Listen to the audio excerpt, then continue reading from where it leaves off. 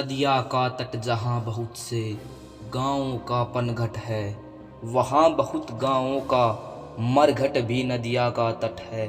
कहीं पहुँचते हैं प्यासे घट, जीवन रस पाते हैं, कहीं पहुँचते हैं सूने घट, स्वाहा हो जाते हैं। कितने घट प्यासे पहुँचे हैं जीवन रस पाने को, कितने घट सूने पहुँचे हैं स्वाहा हो जाने को।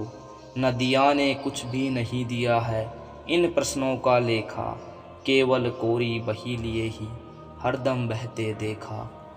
उधर घाटों को भरते भरते धारा नहीं चुकी है, इधर चिताबी जलते जलते अब तक नहीं बुझी है।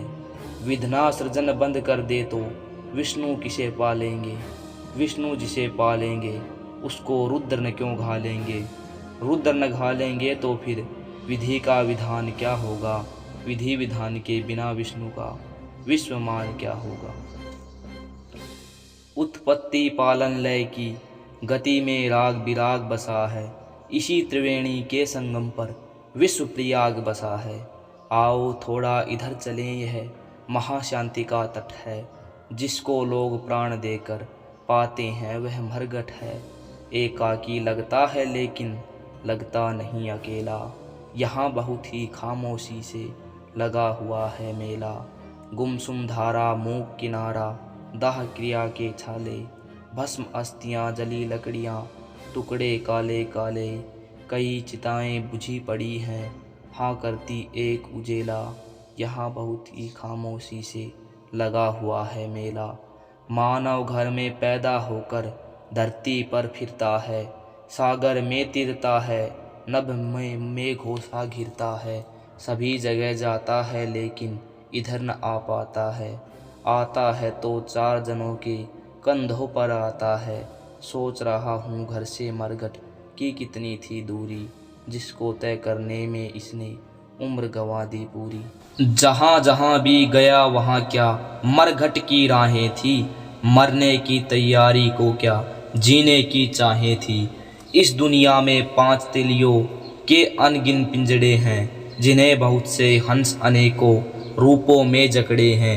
अखिल गगनगामी पंखों में बांधे 10-10 पत्थर, सीमा में न समाने वाले सीमाओं के अंदर बंधन के माथे पर अपने मन का तिलक किया है। बहुतेरों ने अपने को ही पिंजड़ा समझ लिया है, सोच रहे हैं रंग महलिए कभी न छूट सकेगा। ऐसा डाकू कौन यहाँ जो हमको लूट सकेगा। किंतु सुरक्षित रहन सहन के साधन दृढ़ से दृढ़तर, हरदम हाजिर रहने वाले ढेरों नौकर चाकर। सावधानियों का जितना ही जोड़ा जाए मेला, सभी झमेला छोड़ अंत में उड़ता हंस अकेला। किसे पता जाने वाले को आना भी पड़ता है, लेकिन आने वाले को तो जाना ही पड़ता है। हंस उड़ा तो फिर पिंजड़े की कीमत खो जाती है, इसी जगह पर दिवाली की होली हो जाती है। देखत वो जल रही चिता धरती पर धूं धूं कर, कहाँ गए वे पलंग और वे सैया के आडंबर। हाथों हाथ उठाने वाले इतना ही कर पाए, नाड़ी छूट गई तो घर से मरघट तक ले आए। जनक और जननी के चुंबन, भैया के अभिनंदन, पुलकन भरी बहिन की राखी, तिरिया के आलिंगन। पास पड़ोसी पुरजन प्रियजन इतना ही कर पाए, नाड़ी छूट गई तो घर से मरघट तक ले आए। नगर सेठ के नगर पिता के बहुत बड़े बेटे हैं, मगर लकड़ों के नीचे चुप होकर चित्त लेटे हैं। सह न सके सर दर्द कभी उपचार बहुत करवाए, आज किसी धनवंतरी के कर कौशल काम न आए। जाड़े के मौसम में घर पर जेठ बुलाने वाले, हीटर को दहकाकर कमरे को गरमाने वाले, ठंडे होकर ईंधन बनकर अर्थी में लेटे हैं। धन वाले के बल वाले के बहुत बड़े बेटे हैं, स्वर्ण भस्म को खाने वाले इसी घाट पर आए। दाने बीन चबाने वाले इसी घाट पर आए, गगन ध्वजा फहराने वाले इसी घाट पर आए। बिना कफन मर जाने वाले इसी घाट पर आए।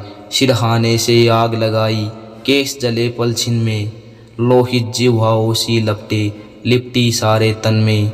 झुलस झुलस कर खाल जल रही, फबक फबक कर चर्बी, सिकुड़ सिकुड़ कर मांस जल रहा, चटक चटक कर हड्डी। लपटे उठ उठ पंच फैसला अपना सुना रही हैं, जिसकी थी जो चीज़ जहाँ की उसको दिला रही हैं। बूंद सिंधु को, किरण सूर्य को, सांस पवन को सौंपी, शून्य शून्य के किया हवाले, भस्म धरणी को सौंपी। कई चिताएं बुझी पड़ी हैं, लिए राख की ढेरी, उनके कण कण बिखराने को पवन दे रहा फेरी। भस्म देख कर पता न लगता नारी की न नर की, किसी सूम की या दाता की, कायर या नाहर की। सोच रहा हूँ जिसने कंचन काया नाम दिया है, उसने माटी की ठठरी पर कसकर व्यंग्य किया है। क्योंकि भस्म सोने की ऊंचे दामों पर बिकती है, मगर राख कंचन काया की व्यर्थ उड़ी फिरती है। परम धाम में ऐसे ही आचरण हुआ करते हैं, वैश्वानर के सरोस्वाहा हवन हुआ करते हैं। और ठीक भी है दुनिया से कोई अगर न जाता, अपनी पाई हुई वस्तु पर चिर अधिकार जमाता, तो फिर अगला आने वाला बेचारा क्या पाता। कर्म क्षेत्र की चहल पहल का पटाक्षेप हो जाता। शायद इसलिए नदिया के एक ओर पनघट है और दूसरी ओर दहकता हुआ घोर मरघट है। धन्यवाद।